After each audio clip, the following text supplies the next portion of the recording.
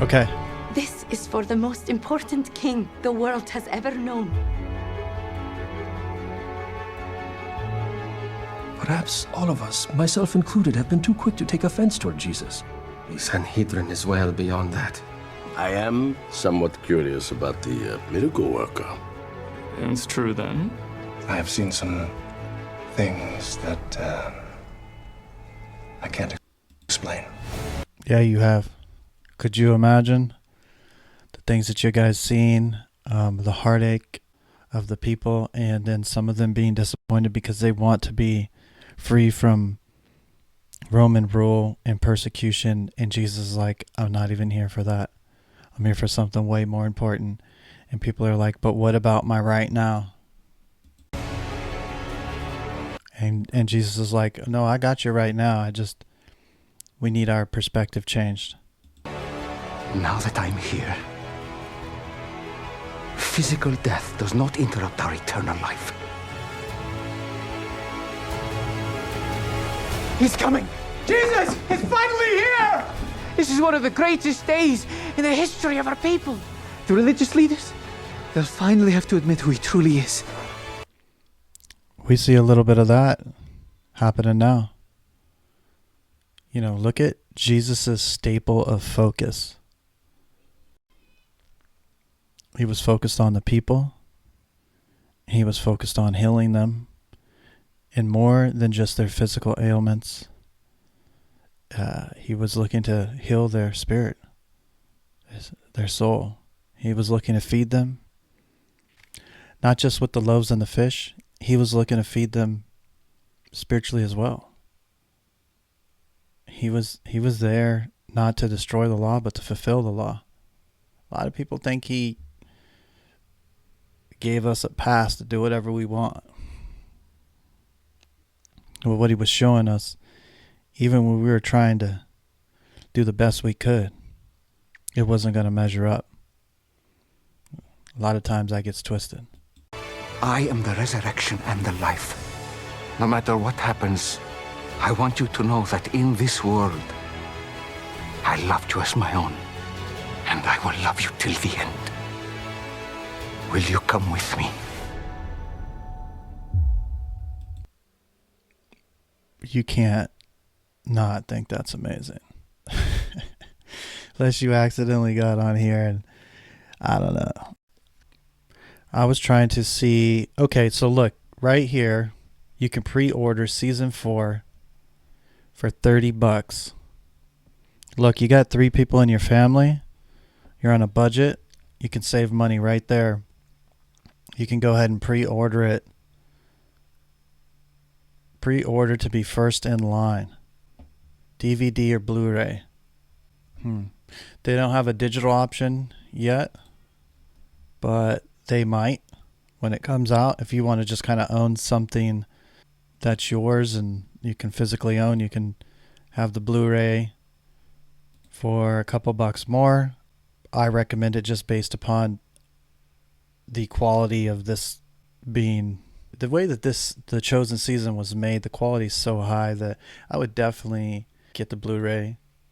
And it looks like you could just order it, add it to the cart, and it looks like there's a bunch of ways to pay. And if it's a gift, you could give it to somebody. You could also grab some of their merch. They got the 3 fish mug, coffee set. They got the wall calendar.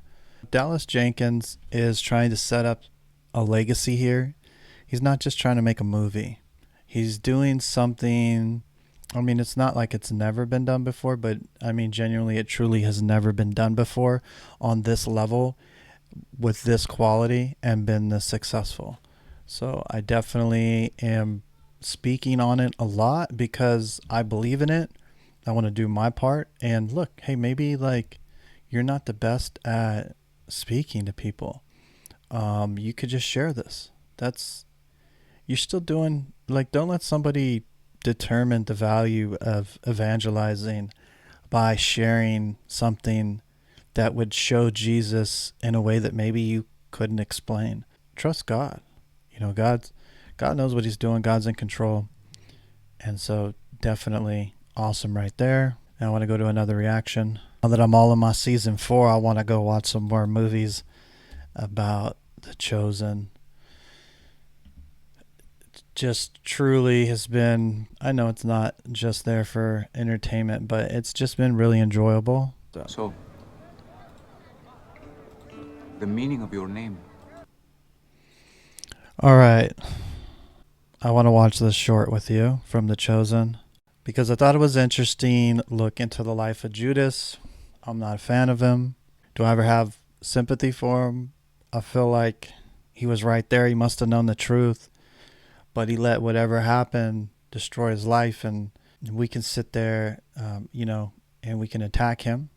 But a lot of times we act like Judas to God. We might not want to hear that, but we act like Judas to God. So I just wanted to look at the life of Judas, although, yeah, I dislike him as a character. I mean, he betrayed Jesus. You betrayed the Son of Man with a kiss.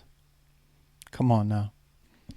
But everybody knows I'm Team Jesus. But we're going to watch this because it's sad. Just kind of shows you how somebody, I'm assuming like good intent, just goes bad. Let's check it out. God be praised. Yes, with your hands. Will you praise God? Every day. Well, in that case, Judas,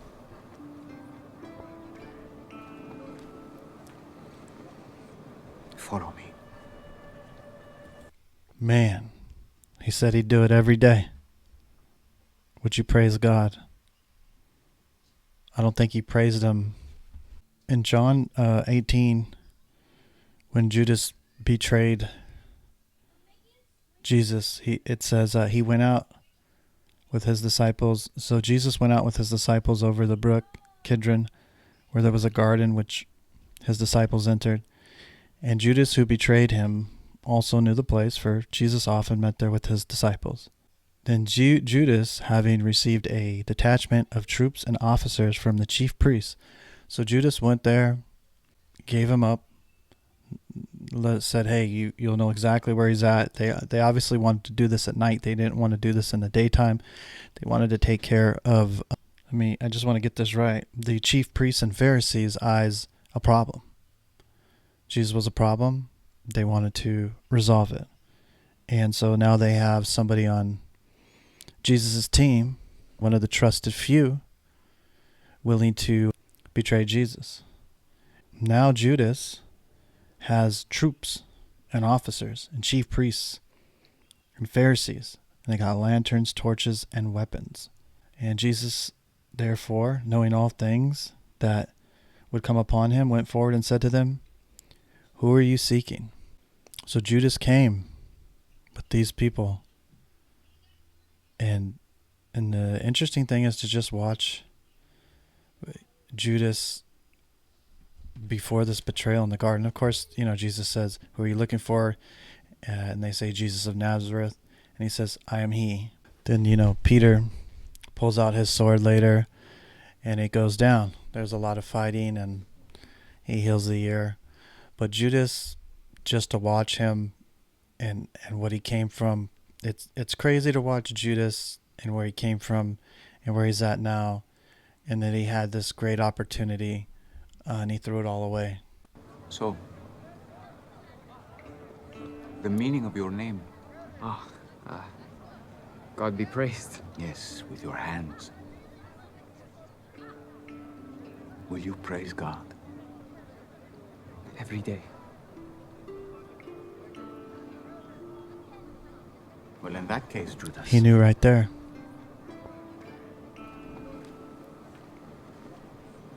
follow me. God really does give us a great deal of God really does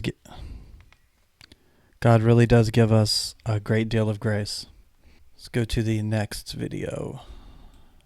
Here we're going to watch Judas and pretty much a little bit of background on Judas and who he is. It's like the 2 minute, well, it's a minute and 18 seconds of Judas and the character of him. Let's and who he might have been. Let's take a listen. Don't you want to do something that will really matter? That will be remembered throughout history? I'm Simon. Judas. Welcome, Judas. I'm sure you're gonna love this sermon. Isn't it funny how, like, I mean, it's the movie, but Judas is well received, and Matthew, who stays tried and true at the end, wasn't well received. You never know. You know, wolf in sheep's clothing. Oh, I wouldn't miss it. Is not life more than food? And the body more than clothing? Why didn't they take up a collection? They could be living like kings. I'm going with them.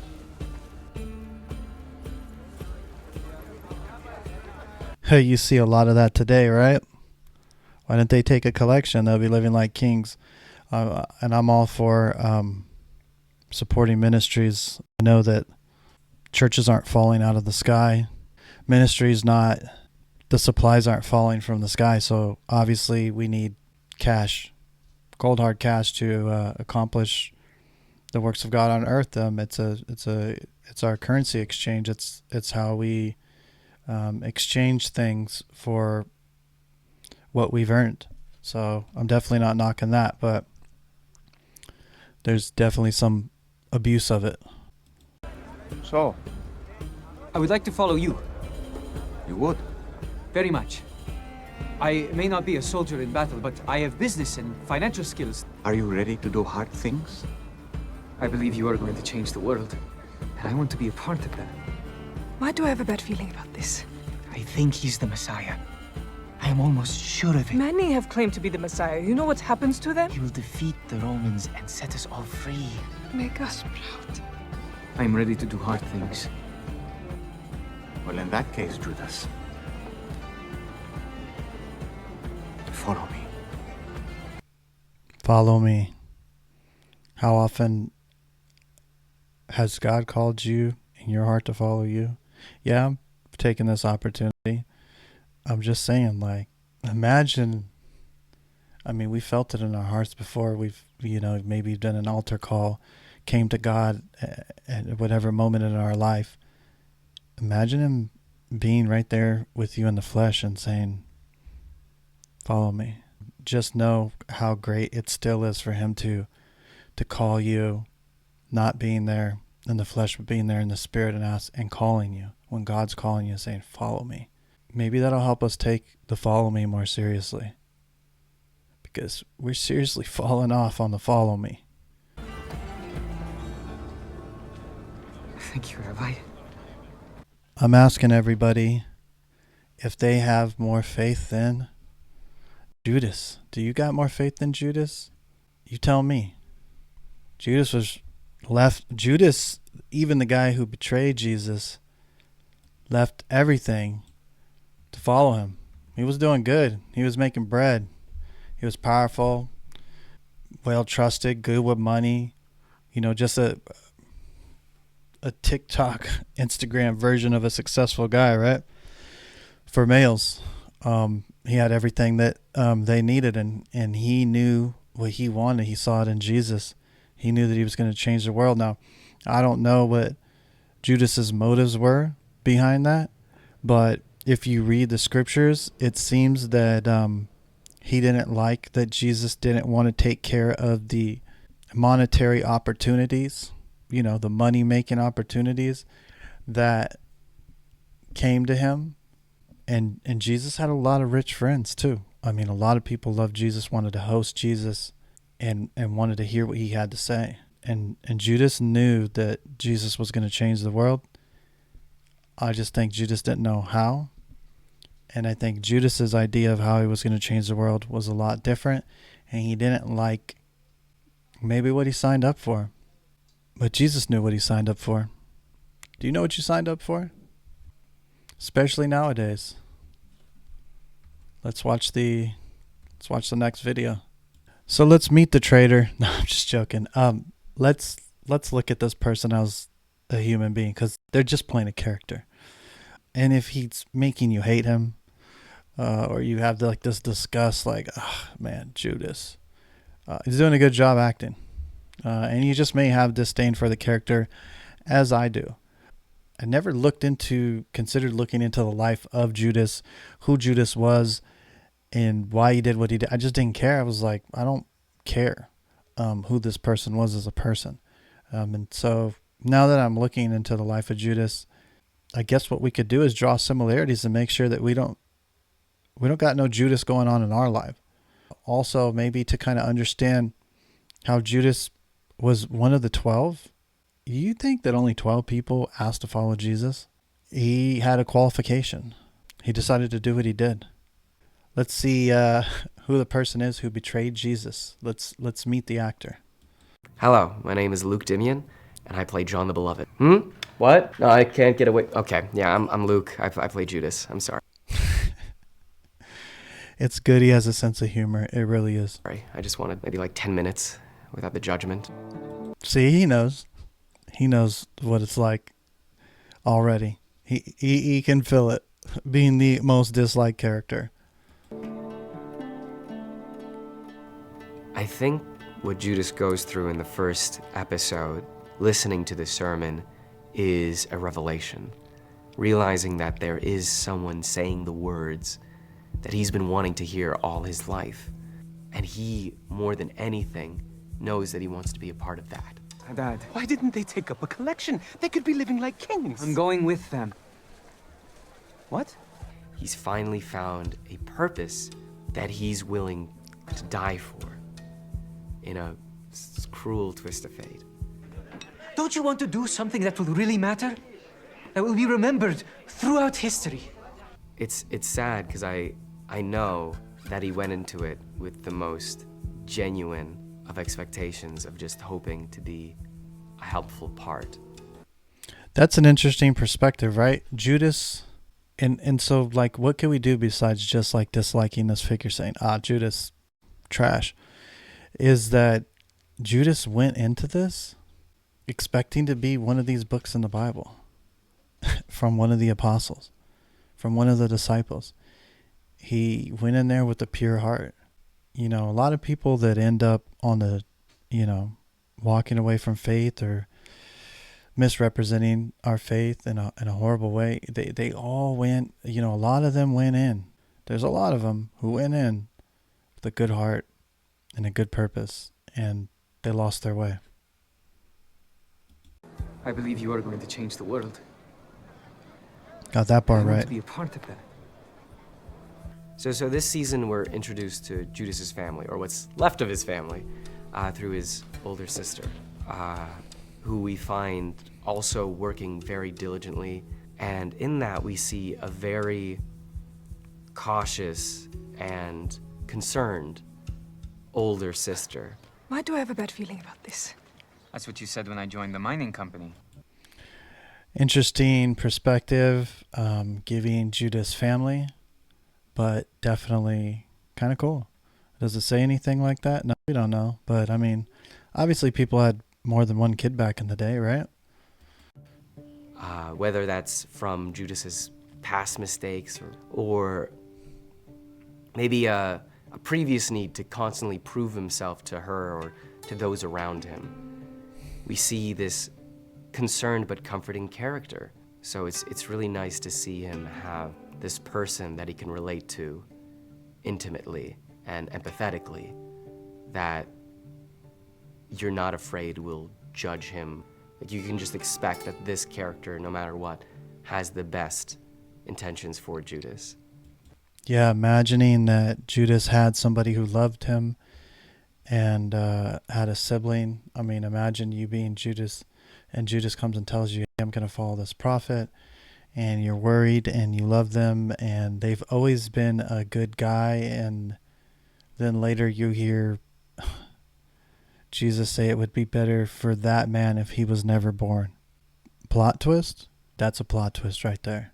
You came in with the best intentions to serve God. You fell short, and God's response was, it'd be better if you were never born. We want to make sure that we have more faith than Judas, right? Let's keep watching. Go follow your rabbi.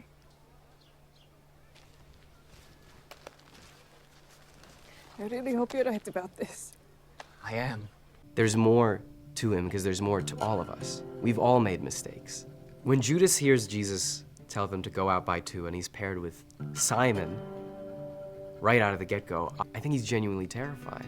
I think there's a moment that he thought that there would be at least a transitioning period where he'd convert to the group slowly but surely. He'd earn his way up. That's an interesting perspective as well. Is Jesus called people and they were rocking and rolling, and Jesus was their teacher, and I mean obviously he picked them very well, because there is a period of time, especially in today's church, where people sit down and just listen and learn, and we observe them, so kind of they're not the seed that grows really quickly and has no roots and just dies later.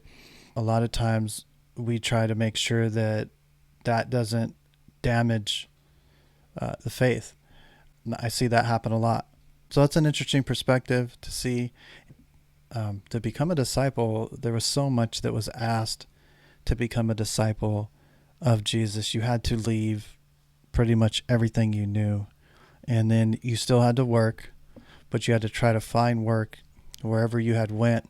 You had to earn your keep, and then you had to do God's work, and you pretty much were serving those who were in need constantly, and everybody was in need. Unless, of course, they didn't want to hear the word, then you shook the dust off your sandal, but it's a different story. Because I think he really wants a leadership position of his own. That's what he wants. He wants to have a say in how the group functions and how the group works. I've developed some ideas on ways we can generate income to sustain our ministry in a reliable way. I think it's important that the writers portrayed Judas this way because as just one of the group, as one of the disciples, because why wouldn't he be? Let's please welcome Judas to the group. It's very easy for us to judge someone who's just done something wrong. But it's important to showcase that's not the case.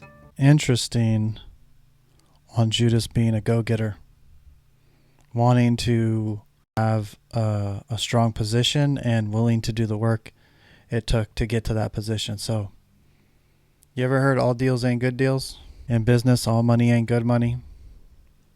Here you have it. Prime example. There is more to these people that we think are so easily written off. And so, I'm sorry, but it surprises me so much when people ask, is it surprising when you see these villains in a dynamic fashion that you see? I was like, no, I'm only surprised it took so long. One thing I was curious about was what does the Bible say about Judas? One of the things I'm looking at, let's get this out. So Judas appears 36 times in the New Testament. And there's not a lot. I've read it, and it's not. And then some of those Judases is a different Judas. He's also called Thaddeus. Judas, brother of Jesus. What I wanted to tell you guys is Judas, we don't know a lot about Judas, so everything is speculative. And yeah, we're using artistic expression to see who Judas might have been just based on the time. It's purely made up. One thing that it did, even though it's made up, one thing it did do is what made Judas be picked and what made Judas come to Jesus and what were his motives. We don't know that, but it's nice to look at that because we want to make sure to watch out for Judases in our lives. We also want to make sure that we're not Judas, that we're not acting like Judas, and that we have more faith than Judas, and that we're not allowing Judas's ways to creep in. And we could see Judas would really get upset about money a lot, especially if anybody would waste money around him, he would just lose it. He lost it when that lady broke years worth of earnings on Jesus when she anointed him with the oil and perfume. So you see that Judas thought a lot differently than the way that Jesus wanted him to think. So that's as far as I'm going to go on The Chosen today.